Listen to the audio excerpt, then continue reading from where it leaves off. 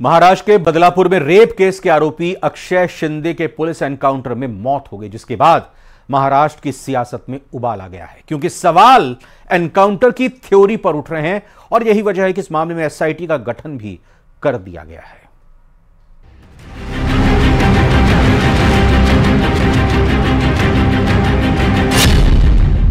Rape के आरोपी अक्षय शिंदे के एनकाउंटर पर सवाल, शक के दायरे में पुलिस की थ्योरी। एसआईटी के हवाले अक्षय शिंदे एनकाउंटर की जांच।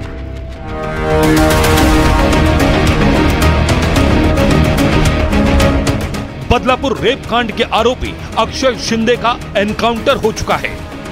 उसके एनकाउंटर पर जश्न मनाया जा रहा है, लेकिन जिन हालात में रेप के आरोपी अक्षय का एनकाउंटर किया गया, वो सवाल खड़े कर रहा है।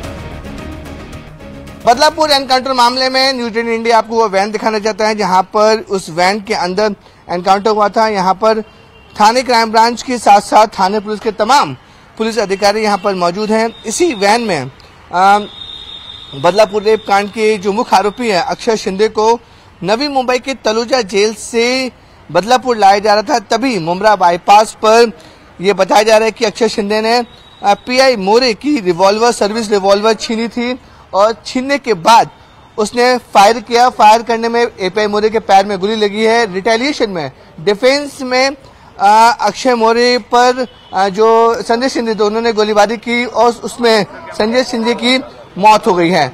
इस पूरे मामले में अब थाने क्राइम ब्रांच की टीम, एफएसएल की टीम अब जांच कर रही है। देखिए, बदलापुर की घटना जब से घटी है तब से राजनीति और राजनीतिक दबाव इसमें हमने पाया है। विक्टिम के तरफ से मैंने जो कल्याण के कोर्ट में जब से वकालतनामा दाखिल किया है तभी भी मैंने ये महसूस किया है कि पुलिस को उनका काम करने के लिए मुश्किलें पैदा कर रहे राजकीय नेता। और जिस शिक्षण संस्था में ये वारदात हुई थी, वो छोटे बच्चे पे अत्याचार हुए हैं, वहाँ पे वो शिक्षण संस्था भारतीय जनता पक्ष के लोगों से भरी है और इसलिए उनको बचाने का तरीका ढूंढा जा रहा था। जानकारी के मुताबिक अक्षय शिंदे का एनकाउंटर उस वक्त हुआ जब अक्षय को एक अन्य मामले में तलोजा जेल से बदलापुर ले जाया जा रहा था। दावा किया गया कि इसी दौरान अक्षय ने एक पुलिसकर्मी की रिवॉल्वर छीन ली और गोली चला दी। गोली नीलेश मोरे नाम के पुलिसकर्मी के पैर में लगी। जवाबी कार्रवाई में संजय शिंदे नाम के पुलिसकर्मी ने भी गोली चला दी, जिससे अक्षय शिंदे घायल हो गया, लेकिन अस्पताल में इलाज के दौरान अक्षय की मौत हो गई।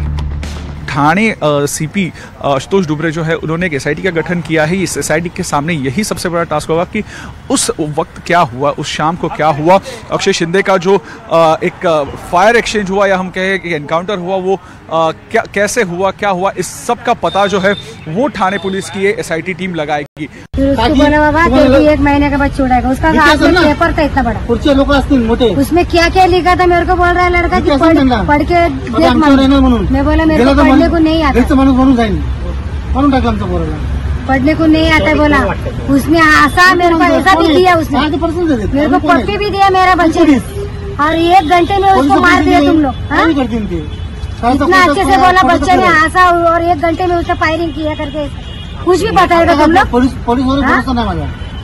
भी बताएगा। वो बच्चा वही बच्चा मिला था उन लोग को। लेकिन यहीं पुलिस की थ्योरी पर सवाल उठ रहे हैं। सवाल है कि आखिर 4 पुलिसकर्मियों के बीच अक्षय ने रिवॉल्वर कैसे निकाल ली? अक्षय शिंदे को क्या बिना हथकड़ी के ले जाया जा रहा था? क्यों सेल्फ डिफेंस में अक्षय के सर पर गोली मारी गई? अक्षय की मां ने भी इस एनकाउंटर को लेकर सवाल उठाए हैं। वो बच्चे ने बोला मेरा रिपोर्ट भी निकाला, पूरा शरीर का रिपोर्ट भी निकाला। रिपोर्ट निकाला रहेगा तो तुम उधर दाखिल करना मांगता है ना, कोर्ट में दाखिल करना मांगता है ना, दिखाना मांगता है ना। हाँ बाबा, बच्चे ने किया है क्या नहीं करके। तुम लोग डायरेक्ट गोली डाल के उसको मार दिया और ऊपर से बोलेगा कि उसने फायरिंग किया करके। वो बच्चा फटाकड़ी चलाने को नहीं आता, गाड़ी नहीं चलाने को आता, इतना बड़ा बंदूक लेगा। कुछ भी बच्चे पे आरोप डालते तुम लोग, तुम्हारा नाम बड़ा करने के लिए। उधर इस मामले ने सियासी तूल भी लेना शुरू कर दिया है। कांग्रेस जहां पुलिस पर थ्योरी गढ़ने का आरोप लगा रही है, तो वहीं एनसीपी का कहना है कि ऐसी घटनाओं से महाराष्ट्र पुलिस की छवि धूमिल हो रही है। कहानियां एक के बाद एक बदल रही है। सबसे पहले बताया गया कि उसने खुदकुशी करने की कोशिश की, फिर कहा गया कि एनकाउंटर है, फिर कहा गया कि पुलिस को हमला कर रहा था। देखिए, इनकाउंटर किसका होता है? इनकाउंटर आतंकवादियों का होता है, इनकाउंटर अंडरवर्ल्ड के गुनहगारों को होता है। ये कौन आदमी था? तो इससे एक बात का और जो संदेह था, उसका वो सबूत, जो संदेह और बढ़ता जा रहा है कि शायद पुलिस किसी ऊंचे पद पर बैठे व्यक्ति को बचाने की कोशिश कर रही है। प्रश्न बहुत सिंपल है, महाराष्ट्र की पुलिस इतनी लापरवाह कैसे हो रही है? एक अपराधी जो संगीन जुर्म का अपराधी है, लैंगिक अत्याचार जैसे संगीन जुर्म का अपराधी है, क्या इसके हाथ बांधे नहीं गए थे? उसको पुलिस का हथियार कैसे मिला? जो ऑफिसर जो कांस्टेबल जिसका वो हथियार था, वो इतनी लापरवाही से किस प्रकार से काम कर रहा था? हालांकि सत्ता पक्ष का कहना है कि पुलिस ने अपने बचाव में ही जवाबी कार्रवाई की है। उसने एपीआई नीलेश मोरे इसके ऊपर फायरिंग की। नीलेश मोरे जख्मी है, घायल है, और इसीलिए पुलिस ने खुद के बचाव के लिए ये कार्यवाही की है। और ऐसी प्राथमिक जानकारी मुझे मिली है, बाकी तो पुलिस जांच के बाद बाकी सब पता चलेगी। इसकी पूर्व पत्नी ने सेक्सुअल असॉल्ट की एक कंप्लेंट की थी, उसके लिए एक वारंट लेकर उसको उसकी तफ्तीश के लिए लेकर जा रहे थे। उस समय उसने पुलिस की बंदूक छीनकर पुलिस के ऊपर गोली चलाई, हवा में गोली चलाई, और अपने संरक्षण के लिए पुलिस ने उसके ऊपर गोली चलाई। फिलहाल इस मामले की जांच अब एसआईटी के हवाले है। उसे ही इस तह तक पहुंचना है कि एनकाउंटर की इस कहानी का सच क्या है।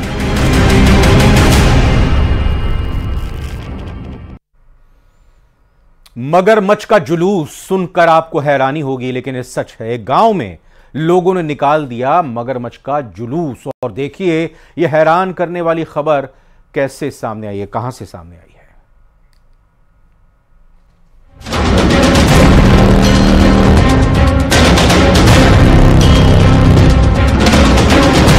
देखिए इन तस्वीरों को।